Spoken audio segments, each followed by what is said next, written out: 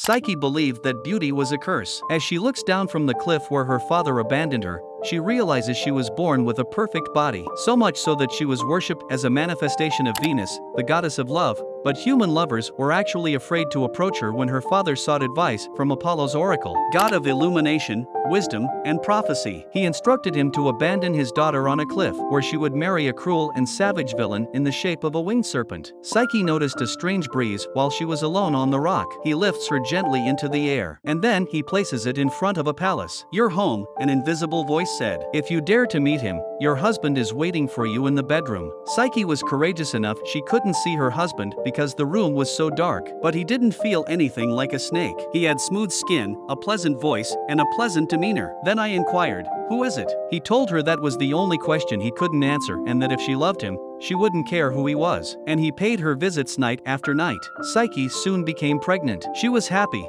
but her emotions were conflicted. How will she raise her child with a man she has never met? Psyche approached her sleeping husband one night, holding an oil lamp, and I discovered the god Cupid. With a slight sting of his arrows, he makes gods and humans lust for each other. Cupid was burned when Psyche dropped the lamp. Then he confessed to her that he had fallen in love with her after his envious mother, Venus, had asked him to bring the girl into disrepute by pricking her with an arrow. Cupid, enamored with her beauty, pricked himself with the needle. He did not, however, believe that gods and humans could love equally. Their hopes for happiness had vanished now that Psyche had learned his proper form. As a result, he flew away. Psyche is left in despair until the invisible voice returns and tells her that loving each other equally is impossible. Psyche became more confident and decided to look for him, but Venus intervenes, telling her that she can marry Cupid just in case. Completes a series of impossible missions. First, in one night, sort a massive pile of various seeds, and, while she was on the verge of giving up, a colony of ants took pity on her and assisted her in finishing the task. She passed the first test with flying colors. The golden sheep's fleece must then be brought to Venus by Psyche. This sheep is known for its daring exploits and evisceration. However, the river god demonstrated how to gather. Wool became entangled in thorns, and they were successful. Finally,